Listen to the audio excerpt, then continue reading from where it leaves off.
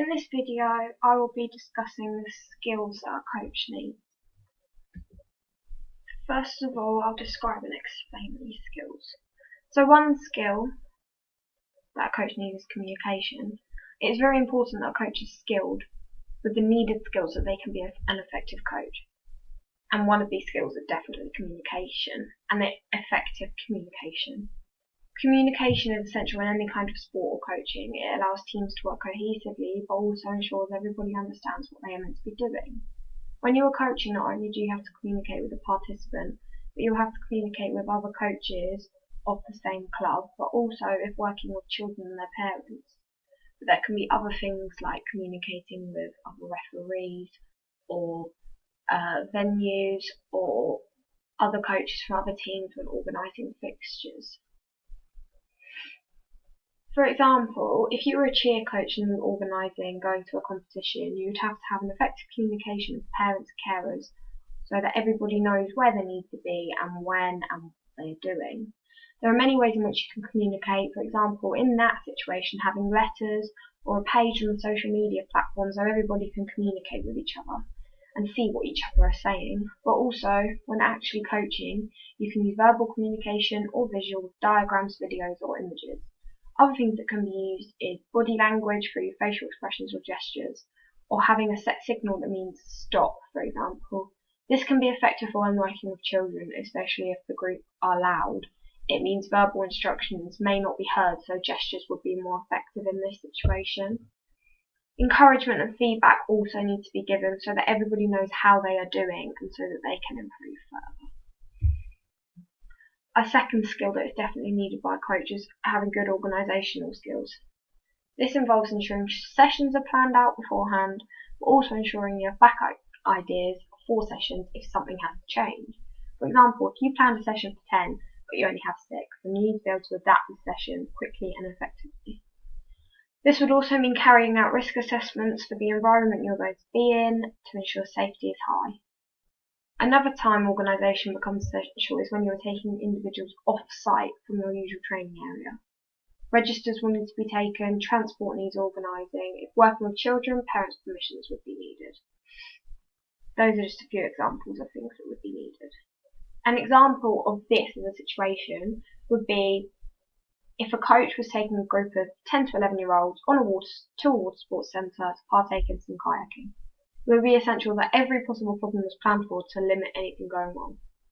So making sure that the coaches there are DBS checked and have all the correct qualifications to ensure that if anything goes wrong, you're covered. It would be essential that all of these things were done. When working with children, things like this become extra important, as you have a duty of care to protect the children from harm.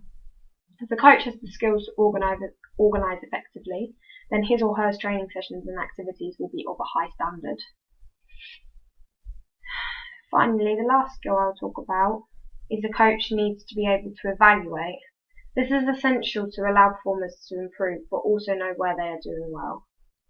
Evaluation is looking at points in which you can improve or points at which you need to keep doing because you are doing them correctly.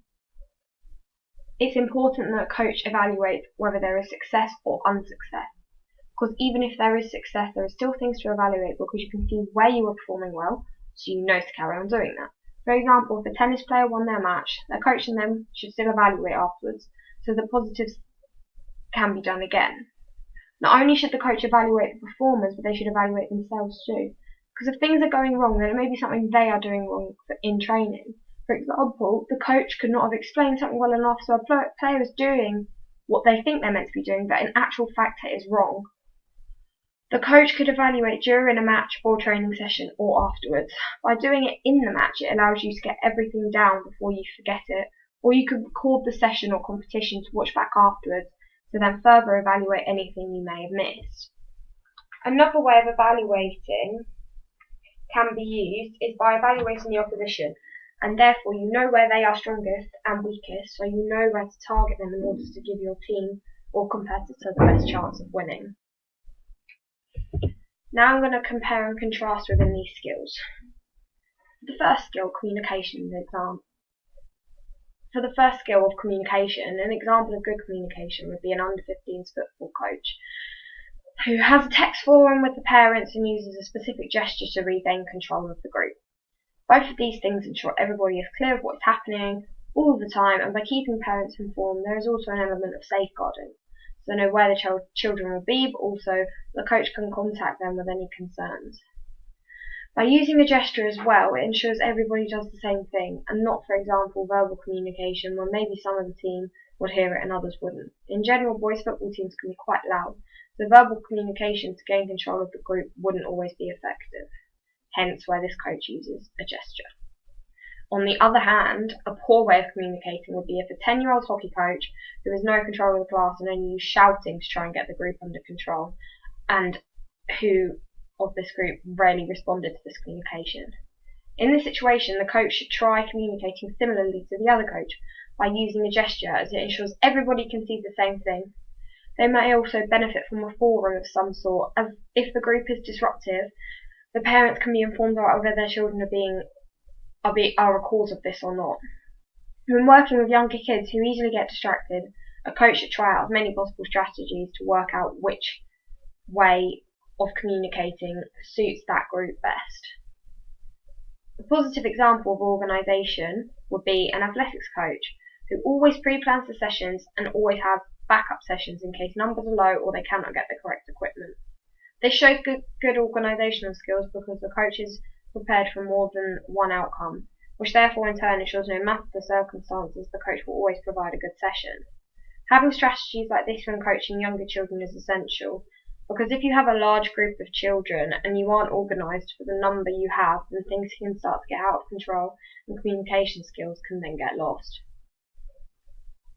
So therefore, leading on from this point, a bad way of organising as a coach would be a rock climbing instructor who never has enough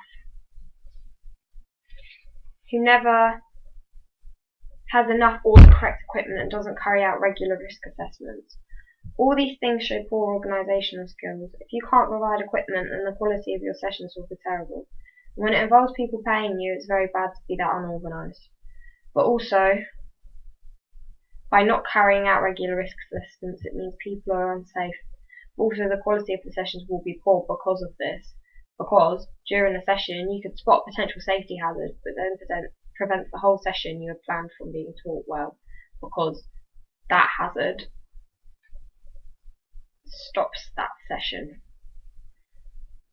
Finally, the last skill of evaluation. This is very important and therefore it needs to be done well to show outcomes.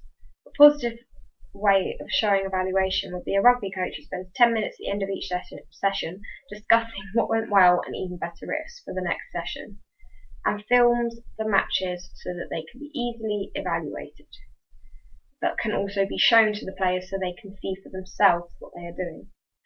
Each of these things makes for a good team because it means everybody knows what they are doing correctly, so therefore what they need to continue to do, but also what they are doing wrong so they can change it, meaning the team can only keep progressing as a unit. By filming the matches, that takes it to the next level of evaluation because they can see their improvements in play, but also possibly pull out improvements that wouldn't necessarily show during a training session due to extra pressures when competing. So in contrast to that, an unhelpful way a coach can be is by not evaluating at all. For example, a netball coach who never gives pointers of where to improve and rarely evaluates in-game play unless it's an obvious mistake. Usually the obvious mistakes people make, they already know they have done, so what the coach should be doing is evaluating more deeply to pull out less obvious weaknesses and not just be stating the obvious. If the coach never provides any pointers for improvement, a team will just never progress, because the simple mistakes will be repeated over and over again. And that was my video on skills of a coach.